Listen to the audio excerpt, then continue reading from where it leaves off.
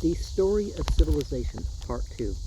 The Life of Greece, being a history of Greek civilization from the beginnings and of civilization in the Near East from the death of Alexander to the Roman conquest with an introduction on the prehistoric culture of Crete by Durant. Chapter 21. The Zenith of Philosophy, Section 3. Plato. Part 1. Teacher.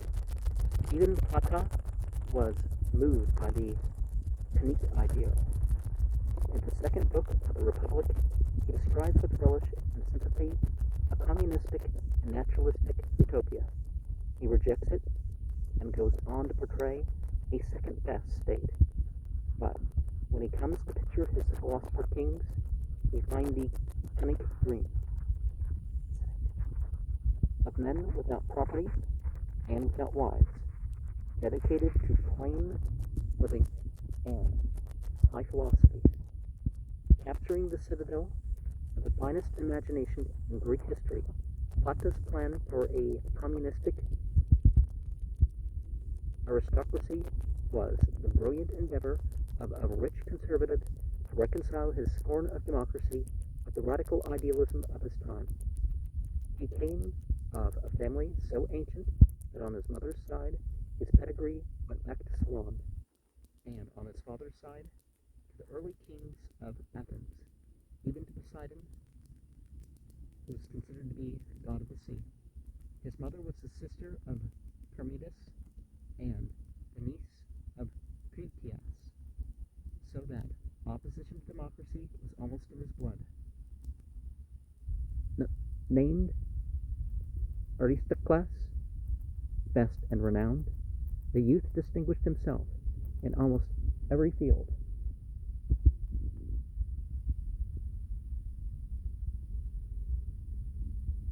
He excelled in the study of music, mathematics, rhetoric, and poetry.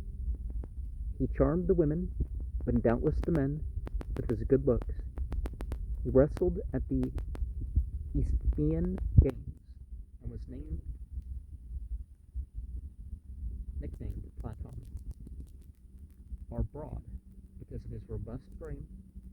He fought in 3 battles and won a prize for bravery. He wrote epigrams, amorous verses, and a tragic tetralogy. He was hesitating between poetry and politics as a career when, at the age of 20, he succumbed to the fascination of Socrates. He must have known him before, since the great gadfly had long been a friend of his uncle, Charmides. But now he could understand Socrates' teaching and enjoy the sight of the old man tossing ideas like an acrobat into the air and impaling them on the prongs of his questioning. He burned his poems, forgot Euripides, athletics, and women, and followed the master as if under a hypnotic spell. Perhaps he took notes every day, feeling with an artist's sensitivity the dramatic possibilities of this grotesque and lovable Silenus. Then, when Plato was 23, he came to the Tory Revolution of 404 BCE, led by his own relatives, and the tense days of the oligarchic terror, and on the brave defiance of the 30 by Socrates, the death of Critias and Charmides, the restoration of the democracy, the trial and death of Socrates, all the world seemed to collapse about the once carefree youth, and he fled from Athens as if it were a haunted city. Never flee from something haunted. Always just develop your response to the spiritual presence. He found some comfort at Megara, in the home of Euclides, and then at Gratz with Aristippus. Thence he appears to have gone to Egypt and studied the mathematical and historical lore of the Greeks. About 395, he was back in Athens, and a year later he fought for the city of Corinth. About 387 BCE, he set forth again, studied the Pythagorean philosophy with Archytas at Taras and with Timaeus at Locri, passed over to Sicula, see Mount Etna, formed a friendship with Dion of Syracuse, was introduced to Dionysius I, was sold into slavery, and was back safe in Athens in 386 BCE. With 3,000 drachmas raised to reimburse his ransomer, and which Inicaris refused,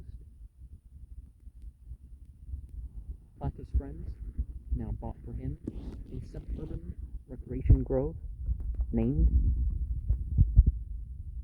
from an entity locally conceived to be a god, Academus, and there Plato founded a university that was destined to be the intellectual center of Greece for 900 years. It was not the first university. The Pythagorean school of Pratana, as far back as 520, had offered a variety of courses to a united scholastic community, and the school of Isocrates antedated the academy by 8 years. The academy was technically a religious fraternity, or theasos, dedicated to the worship of the muses. The students paid no fees, but as they came for the most part from upper-class families, their parents could be expected to make substantial donations to the institution. Rich men, says Thucydides, from time to time bequeathed in their wills to the members of the school the means of living a life of philosophic leisure. Dionysius II was reported to have given Plata 80 talents, $480,000, 1938 US, about, which might explain the philosopher's patience with the king. The comic poets of the time satirized the students as affected in their manners and overnice in their dress, with elegant caps and canes and a short cloth or academic gown. So old are the manners of Eton and the black robes of scholarship. Women were admitted to the student body. Plato remained to this extent a radical, but he was an ardent feminist.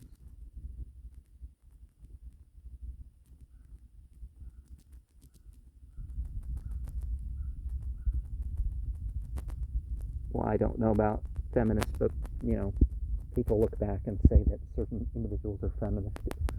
But feminist and calling for fair rights for women isn't the same thing. And we see nowadays feminism is turning against the women. Technically, not in word, but in their deeds. The chief studies were mathematics and philosophy. Over the portal was a warning inscription: Medais, aga, ametritos, Icito. Let no one without geometry enter here. Perhaps a considerable measure of mathematics formed a requirement for admission. Most of the mathematical advances in the 4th century were made by men who had studied in the academy.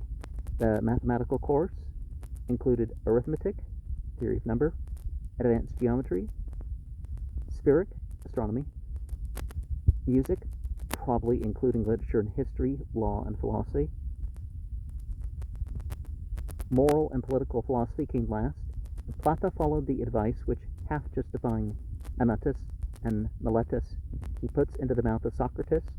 Socrates says, "You know that there are certain principles about justice and good which were taught us in childhood, and under their parental authority we have been brought up, obeying and honoring them." Glaucon said, "This is true." Socrates says, "And there are opposite maxims and habits of pleasure which flatter and attract our soul, but they do not influence those who have any sense of right, and who continue to honor the maxims of their fathers and obey them." Glaucon said, "True." Socrates says, "Now, when a man is in this state, and the questioning spirit asks what is fair and honorable, he answers as the law directs, and then arguments come and refute the word of the legislator, and he is driven into believing that nothing is fair any more than foul, or just and good any more than the opposite. and the same of all his time-honored notions. Do you think that he will still honor and obey them? Glaucon said, that is impossible. Socrates says, and when he ceases to think them honorable and natural, as heretofore, and he fails to discover the true, can he be expected to pursue any life other than that which flatters his desire? Glaucon says he cannot. Socrates says, and from being an observer of the law, he is converted into a lawless person. Glaucon said, unquestionably. Socrates says, therefore, every care must be taken in introducing our 30-year-old citizens to dialectic. They must not be allowed to taste the dear delight too early. That is one thing especially to be avoided, for young men, as you may have observed, when they first get the taste in their mouths, argue for amusement, and are always contradicting and refuting others in imitation of those who refute them.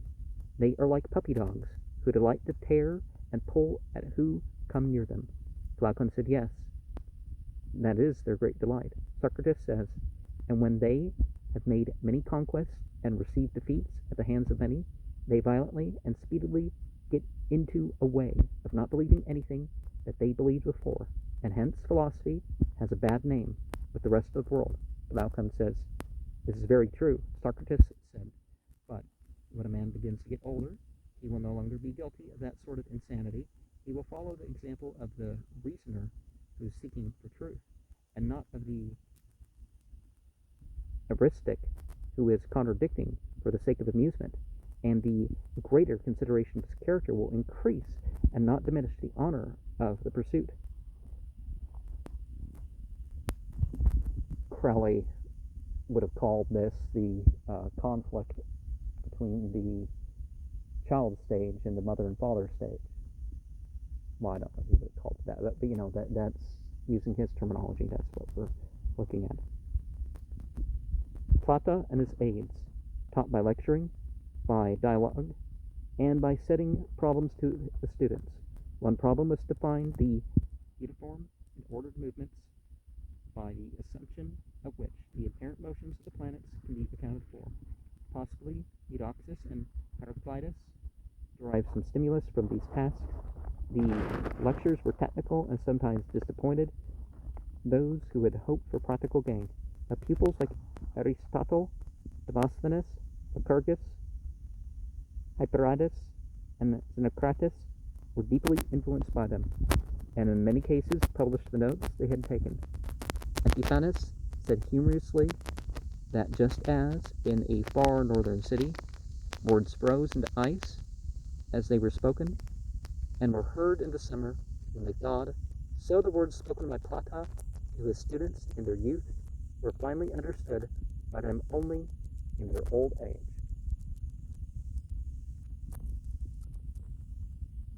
Part 2. The Artist. Plato himself professed never to have written any technical treatises, and Aristotle refers to the teaching in the Academy as Plato's unwritten doctrine. How far this differed from the teaching of the dialogues, we do not know. Certain passages in Aristotle suggest a different understanding of Plato, especially of the theory of ideas, than that which we get from the dialogues.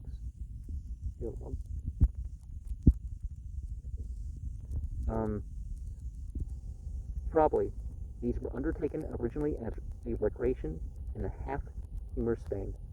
It is one of the playful ironies of history that the philosophical works most reverenced and studied in European and American universities today were composed in an attempt to make philosophy intelligible to the layman by binding it up with a human personality.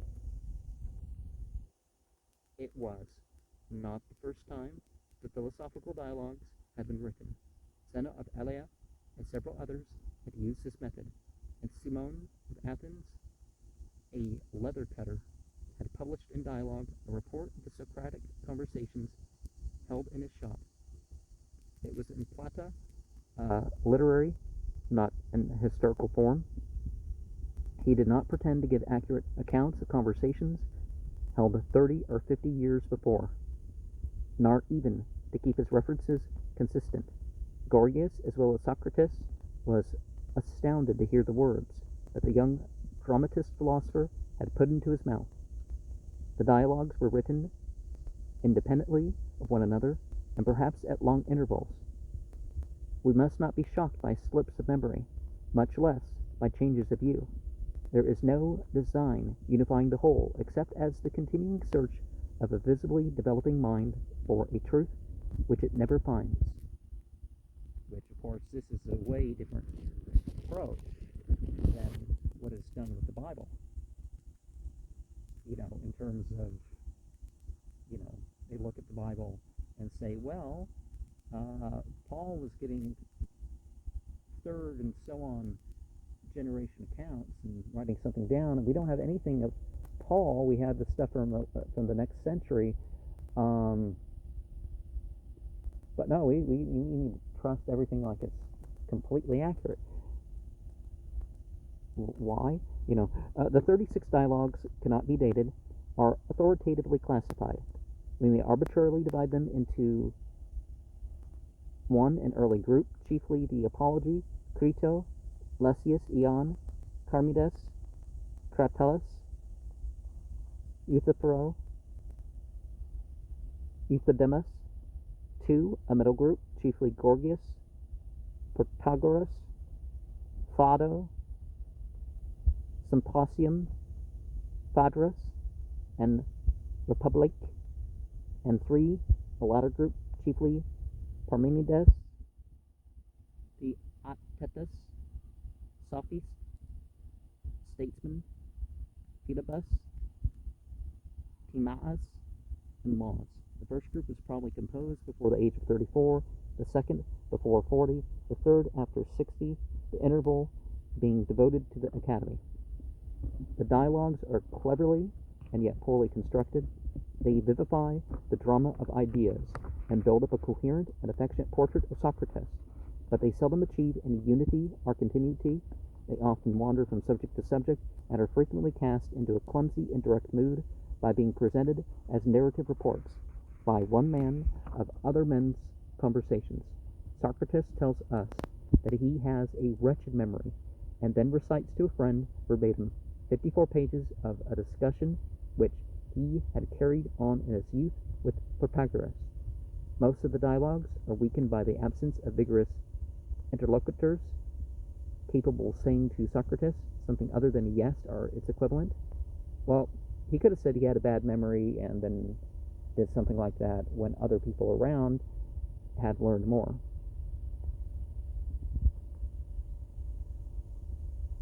But these faults are lost in the clear brilliance of the language, the humor of the situation, expression, and idea, the living world of varied characters, humanely realized, and the frequent opening of windows into a profound and noble mind. We may judge the value that the ancients unconsciously put upon these dialogues when we consider that they are the most complete product that has come down to us from any Greek author. Their form entitles them to as high a place in the annals of literature as their content has given them in the history of thought. The earlier dialogues are excellent examples of the youthful heuristic condemned in the passage quoted a while back, but they are redeemed by the charming pictures they give of Athenian youth. The Symposium is the masterpiece of its genre, and the best introduction to Plato, its dramatic Missa and Skene. Imagine, says Agathon to his servants, that you are our hosts. Is it Missa and Skene? I think that's supposed to be a French instead of, because I automatically jumped to Latin or Greek here. And that I and the company are your guests. Its living picture of Aristophanes hiccoughing because he'd eaten too much. I'm not sure that that's the reason why people hiccup, but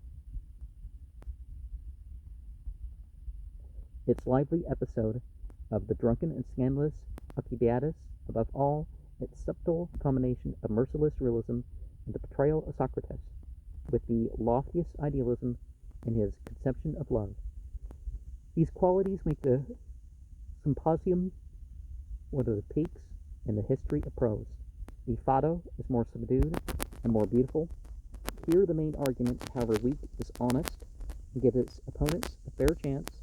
The style flows more smoothly over a scene whose noble calm overcomes its tragedy, making the death of Socrates come as quietly as the turn of a river, out of sight, around the bend.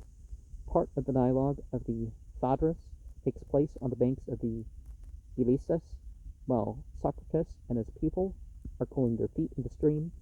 Greatest of all dialogues, of course, is the Republic, being the fullest exposition of Plato's philosophy, and its earlier parts, a dramatic conflict of personalities and ideas.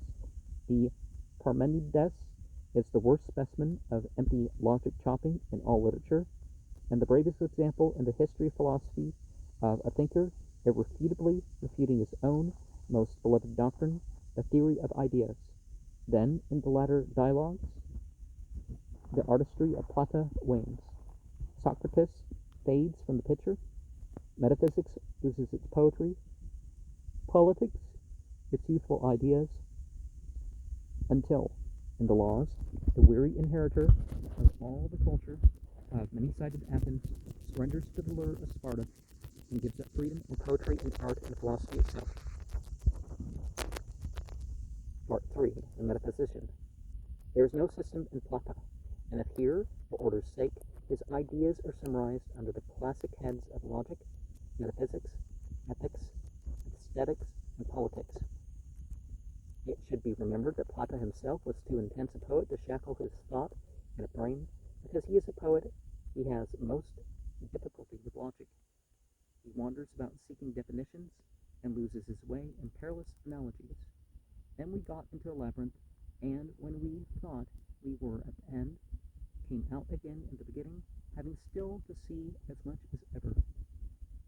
He concludes, I am not certain whether there is such a science as logic at all. Nevertheless, he makes a beginning. He examines the nature of language and derives from it imitative sound. He discusses analysis and synthesis, analogies and fallacies. He accepts induction, but prefers deduction. He creates, even in these popular dialogues, technical terms, essence, power, action, passion, generation, which will be useful to latter philosophy. He names 5 of the 10 categories that will make up part of Aristotle's fame. He rejects the sophist view that the senses are the best test of truth, that the individual man is the measure of all things. If that were so, he argues, any man's, any sleeper's, any madman's, any baboon's report of the world would be as good as any other. All that the rabble of the senses gives us is a Heraclitean flux of change. If we had only sensations, we should never have any knowledge or truth at all. Knowledge is possible through ideas, through generalized images and forms that mold the chaos of sensation into the order of thought. If we could be conscious only of individual things, thought would be impossible. We learn to think by grouping things into classes according to their likenesses, and expressing the class as a whole by a common noun. Man enables us to think of all men, table of all tables, light of every light that ever shone on land or sea. These ideas, ideae, ida, are not objective to the senses, but they are real to thought, for they remain and are unchanged even when all the sense objects to which they correspond are destroyed. Men are born and die, but man survives. Every individual triangle is only imperfectly a triangle, sooner or later passes away, and therefore is relatively unreal. But triangle, the form and law of all triangles, is perfect, everlasting. All mathematical forms are ideas, eternal and complete. In his later years, Plato tried to prove the Pythagorean converse, that all ideas are mathematical forms. Everything that geometry says of triangles, circles, squares, cubes, spheres would remain true and therefore real, even if there had never been and never would be any such figures in the physical world. Abstractions also are real in this sense. Individual acts of virtue have a brief existence, but virtue remains as a permanent reality for thought and an instrument of thought. So with beauty, largeness, likeness, and so forth, these are as real to the mind as beautiful, large, or like things are real to the sense. Individual acts or things are what they are by partaking of and more or less realizing these perfect forms or ideas. But the world of science and philosophy is composed not of individual things, but of ideas. Carl says, for modern scientists, as for Plato, ideas are the soul of reality. Spinoza says, I do not understand by the series of causes and real entities a series of individual mutable things, but rather the series of fixed and eternal things, for it would be impossible for human weakness to follow up the series of individual mutable things, not only because their number surpasses all counting, but because the existence of particular things has no connection with their essence and is not an eternal truth. In order that the geometry of triangles may be true, it is not necessary that any particular triangle should exist. However, there is no need that we should understand the series of individual mutable things, for their essence is only to be found in fixed and eternal things, and from the laws inscribed in those things as their true codes, according to which all individual things are made and arranged. Note that in Plato's theory of ideas, Heraclitus and Parmenides are reconciled. Heraclitus is right, and flux is true in the world of sense. Parmenides is right, and changeless unity is true in the world of ideas. History, as distinct from biography, is the source of man. Biology is the science, not of specific organisms, but of life. Mathematics is the study not of concrete things, but of number, relation, and form independently of things, and yet as valid for all things. Philosophy is the science of ideas. Everything in Plato's metaphysics turns upon the theory of ideas. God, the prime mover, unmoved, our soul of the world, moves and orders all things according to the eternal laws and forms. The perfect and changeless ideas, which constitute, as the Neoplatonists would say, the Logos, our divine wisdom, our mind of God, the highest of the ideas is the good. Sometimes Plato identifies this with God himself. More often it is the guiding instrument of creation, the supreme form towards which all things are drawn. To perceive this good division, the molding ideal of the creative process, is the loftiest goal of knowledge. Motion and creation are not mechanical. They require in the world, as in ourselves, a soul or principle of life as their originative power. Only that which has power is real, therefore matter is not basically real,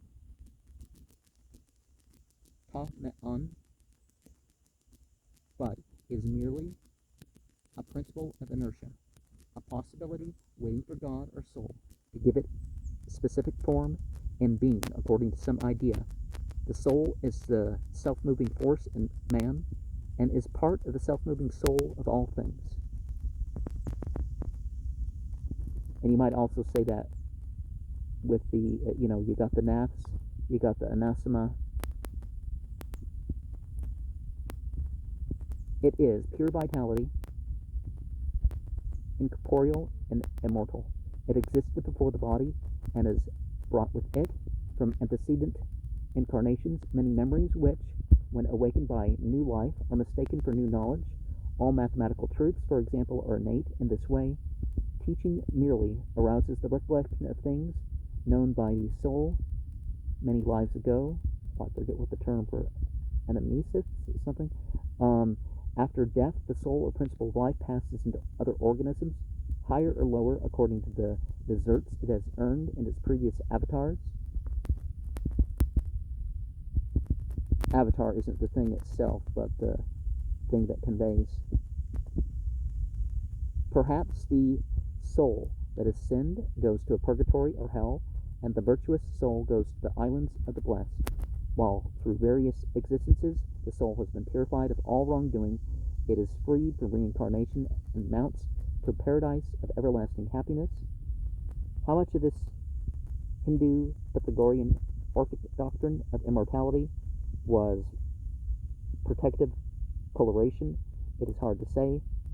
Plato presents it half playfully, as if it were merely a useful myth, a poetic aid to decency. Now, myth doesn't mean that it's not true. Meaning and purpose, that's what it means. But Plato knows that many of his readers will be skeptics, and for a while he struggles to find a natural ethic that shall stir men's souls to righteousness without relying on heaven, purgatory, and hell. The dialogues of his middle period turn more and more from metaphysics to morals and politics. The greatest and fairest sort of wisdom by far is that which is concerned with the ordering of states and families. The problem of ethics lies in the apparent conflict between individual pleasure and social good. Plato presents the problem fairly and puts into the mouth of Callias as strong an argument for selfishness as any immoralist has ever given. He recognizes that many pleasures are good. Intelligence is needed to discriminate between good and harmful pleasures, and for fear that intelligence may come too late, we must inculcate in the young a habit of temperance, a sense of the golden mean. The soul or principle of life has three levels of parts: desire, will, and thought. Each part has its own virtue, moderation, courage, and wisdom, to which should be added piety and justice, the fulfillment of one's obligations to his parents, and what are considered to be as gods. Justice may be defined as the cooperation of the parts in a whole, of the elements in a character, or of the people in a state, each part performing its fittest function properly. The good is neither reason alone nor pleasure alone, but that mingling of them in proportion and measure, which produces the life of reason. The supreme good lies in pure knowledge of the eternal forms and laws. Morally, the highest good is the power or faculty, if there be such, which the soul has of loving the truth, and of doing all things for the sake of truth. He who so loves truth will not care to return evil for evil. He will think it better to suffer injustice than to do it. He will go forth by sea and land to seek after men who are incorruptible, whose acquaintance is beyond price. The true votaries of philosophy abstain from all fleshly lusts, and when philosophy offers them a purification and release from evil, they feel that they ought not to resist her influence. To her they incline, and whither she leads, they follow her. Plato had burned his poems and lost his religious faith, but he remained a poet and a worshipper. His conception of the good was suffused with aesthetic emotion and aesthetic piety. Philosophy and religion became one in him. Ethic and aesthetic were fused. As he grew older, he became incapable of seeing any beauty apart from goodness and truth. He would censor in his ideal state all art and poetry that might seem to the government to have an immoral or unpatriotic tendency. All rhetoric and all non-religious drama would be barred, even Homer. Seductive painter of an immoral theology would have to go. The Dorian and Phrygian modes of music might be allowed, but there must be no complicated instruments, no virtuosos making a beastly noise with their technical displays, and no radical novelties. Was it Nietzsche that talked that you can't judge how good a piece of music is by the science of it? The introduction of a new kind of music must be shunned as imperiling the whole state, for styles of music are never disturbed without affecting the most important political institutions. The new style, gradually gaining a lodgment, quietly insinuates itself into matters and customs, and from these it goes on to attack laws and constitutions, displaying the utmost impudence until it ends by overturning everything. Beauty, like virtue, lies in fitness, symmetry, and order. A work of art should be a living creature with head, trunk, and limbs all vitalized and unified by one idea. True beauty, thinks our passionate Puritan, is intellectual rather than physical. The figures of geometry are eternally and absolutely beautiful, and the laws whereby the heavens are made are fairer than the stars. Love is the pursuit of beauty, and has three stages.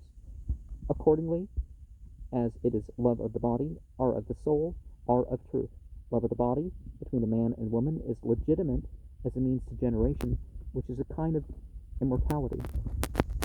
Nevertheless, this is a rudimentary form of love, unworthy of a philosopher. Physical love between Man and man, or woman and woman, is unnatural and must be suppressed as frustrating reproduction.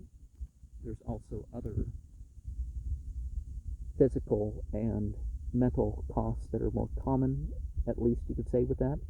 This can be done by supplementing it in the second or spiritual stage of love.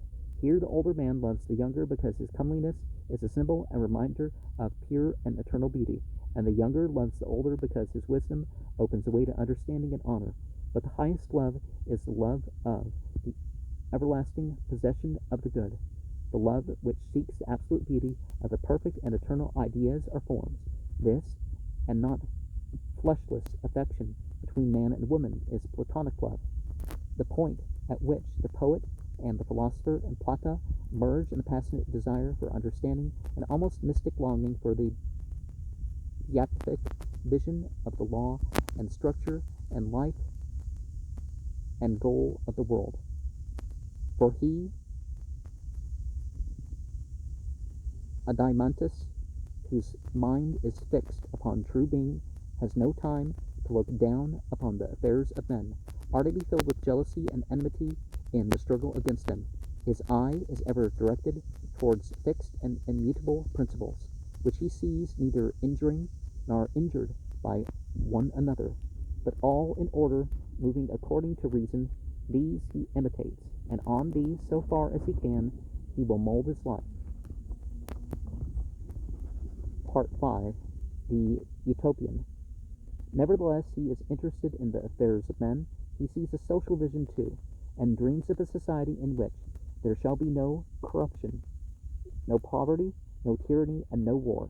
He is appalled at the bitterness of political faction in Athens, strife and enmity and hatred and suspicion forever recurring, like a blue blood.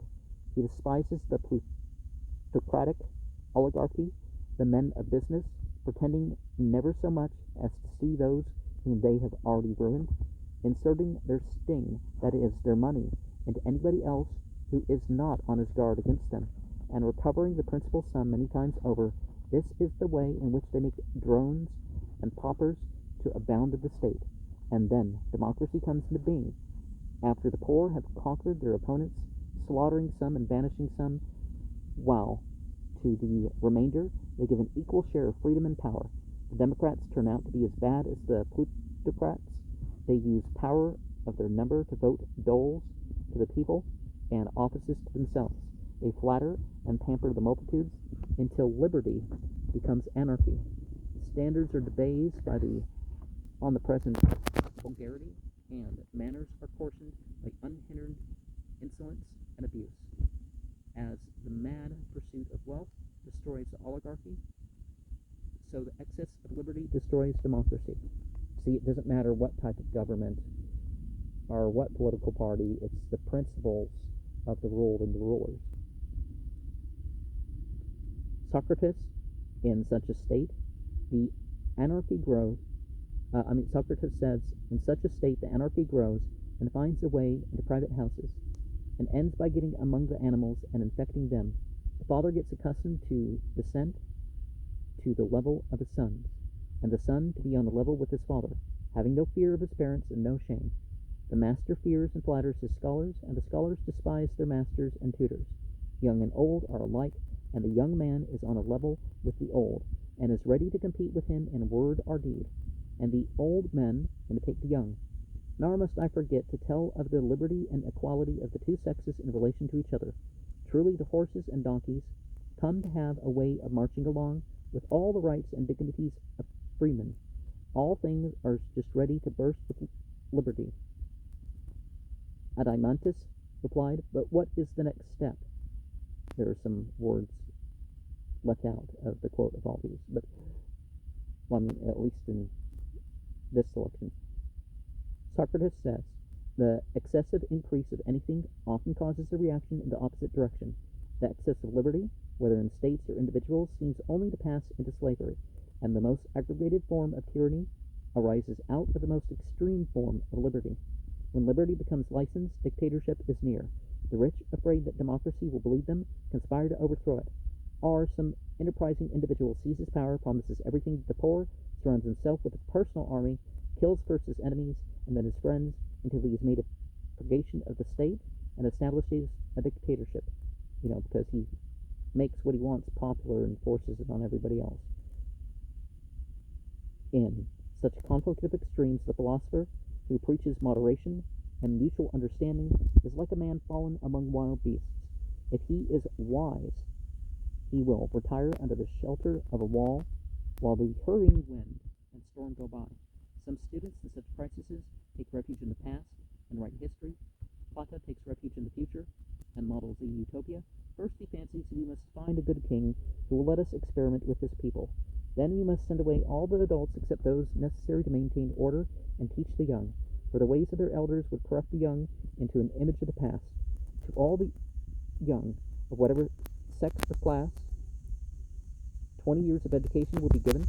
It will include the teaching of myths, not the immoral myths of the old faith, but the new myths that may tame the soul into obedience to parents and the state. Plato concludes that a natural ethic is inadequate. Well, but wouldn't that be the natural ethic, that you don't look up to entities that are rapists and kidnappers and other things that you find in at 20, all are to be given physical, mental, and moral tests. Those that fail will become the economic classes of our state: businessmen, working men, farmers. They will have private property and different degrees of wealth within limits, according to their ability. But there will be no slaves. The survivors of the first test will receive 10 further years of education and training. At 30, they will be tested again. Those that fail will become soldiers. They shall have no private property and shall not engage in business, but shall live in a military communism. Those that pass the second test will now, and none before, take up for 5 years of study of the divine philosophy in all its branches, from mathematics and logic to politics and law. At 35, the survivors, with all their theory on their heads, will be flung into the practical world to earn their living and make themselves a place. At 50, such of them as are still alive shall become, without election, members of the guardian or ruling class. They shall have all powers, but no possessions. There will be no laws. All cases and issues will be decided by the philosopher kings according to a wisdom untrammeled by precedent. Lest they abuse these powers, they shall have no property, no money, no families, no permanent individual wives. The people will hold the power of the purse, the soldiers the power of the sword. Communism is not democratic, it is aristocratic. The common soul is incapable of it. Only soldiers and philosophers can bear it. As for marriage, it must in all classes be strictly regulated by the guardians as a eugenic sacrament. The best of either sex should be united with the best as often as possible, and the inferior with the inferior, and they are to rear the offspring of one sort of union, but not of the other, for this is the only way of keeping the flock in prime condition. All children are to be brought up by the state and given equal educational opportunity. Classes are not to be hereditary. Girls shall have an equal chance with the boys, and no office in the state shall be closed to women because they are women. By this combination of individualism, communism, eugenics, feminism, and aristocracy, Plato thinks that a society might be produced in which a philosopher would be glad to live, and he concludes, until philosophers are the kings and princes of this world have the spirit and power of philosophy, cities will never cease from ill, nor the human race. And I'm not going to stop there and talk about what I would disagree with, but a lot of good points made in there. Section 6, the lawmaker. He thought that he had found such a prince in Dionysius II. He felt like Voltaire that monarchy has this advantage over democracy, that in a monarchy the reformer has only to convince one man. To make a better state, he would assume a dictator young, temperate, quick at learning, having a good memory, courageous, of a noble nature, and fortunate. His good fortune must be that he is the contemporary of a great legislator, and that some happy chance brings them together. It was, as we have seen, an unhappy chance. In his declining years, still longing to be a legislator, Plato offered a third best state, The Laws, besides being the earliest extant classic of European jurisprudence, is an instructive study in the senile aftermath of youthful romanticism. The new cities of Plato must be placed inland, lest foreign ideas undermine its faith, foreign trade its peace, and foreign luxuries its self-contained simplicity. The number of free citizens shall be limited to the conveniently divisible number of 5,040.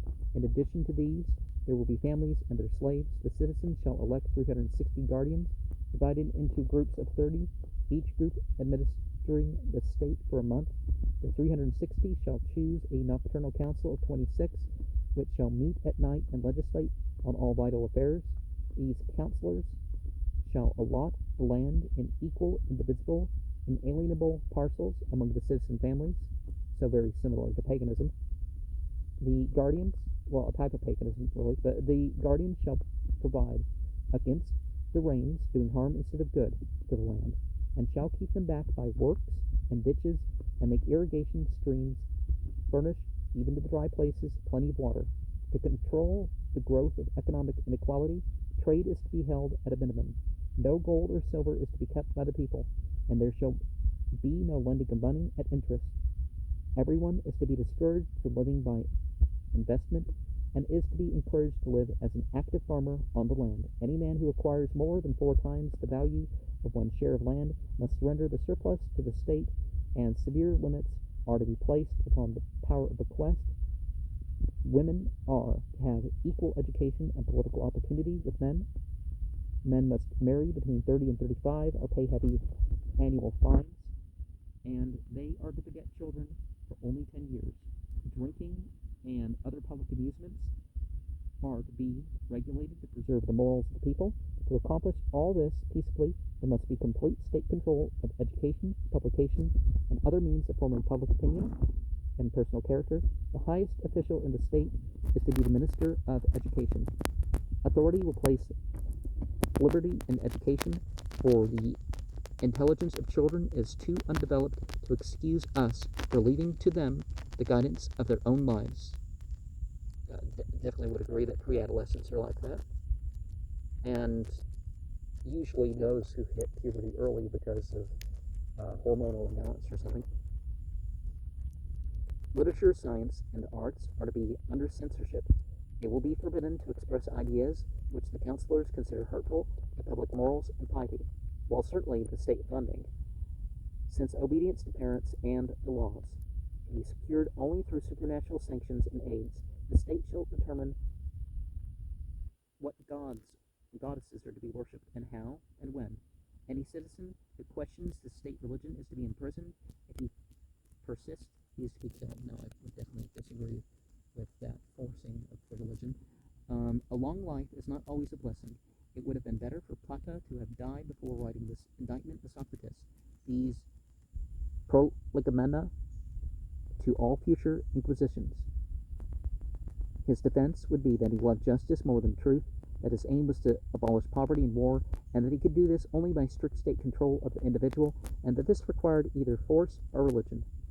The degenerative Ionian looseness of Athenian morals and politics, he thought, would be cured only by the Dorian discipline of the Spartan code. Though all of Plato's thoughts runs the fear of the abuses of freedom, and the conception of philosophy as the policeman of the people and the regulator of these arts, the laws offer the surrender of a dying Athens that had completely lived to a Sparta that ever since Lycurgus had been dead. When Athens' most famous philosopher could find so little to say for freedom, Greece was ripe for a king. Looking back over this body of speculation, we are surprised to see how fully Plato anticipated the philosophy, the theology, and the organization of medieval Christianity, and how much of the modern fascist state. The theory of ideas became the realism of the scholastics, the objective reality of universals. Plato is only a pra-existent Christolite, as Nietzsche called him, but a pre-Christian Puritan. He distrusts human nature as evil and thinks of it as an original sin tainting the soul. He breaks up into an evil body and a divine spirit, that unity of body and soul which had been the educated Greek ideal of the 6th and 5th centuries. Like A Christian ascetic, he calls the body the tomb of the soul. He takes, well, the body's like a prison, but it's not evil in itself. But when it is for itself, it's kind of, tends towards that way, right? He takes from Pythagoras and Orphism and Oriental faith and transmigration, karma, sin, purification, and release. He adopts in his last works the otherworldly tone of a converted and repentant Augustine. One would almost say that Plato was not Greek if it were not for his perfect prose. He remains the most likable of the Greek thinkers because he had the attractive faults of his people. He was so sensitive, like Dante, he could see perfect and eternal beauty behind the imperfect and temporal form. He was an ascetic because at every moment he had to rein in a rich and impetuous temperament. He was a poet, possessed by imagination, allured by every whimsy of thought, and enthralled by the tragedy of comedy, of ideals, flushed with the intellectual excitement of the free mental life of Athens. But it was his fate that he was a logician as well as a poet, and that he was the most brilliant reasoner of antiquity, subtler than Zeno of Elea or Aristotle, that he loved philosophy more than he loved any woman or any man, and that in the end, like Dostoevsky's Grand Inquisitor, he concluded to a suppression of all free reasoning, a conviction that philosophy must be destroyed in order that man may live. He himself would have been the first victim of his utopias. And I would agree too, you should love the right path more than any person that was of that path. But in a sense, that might not make it so you can, turn against those individuals, at least in the ultimate sense. Certain beliefs and actions, you may say something.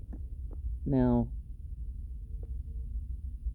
the ages here don't exactly match up with physical or psychological stages, but you can think of the 7 stages of life and how things would have to be done differently in that point.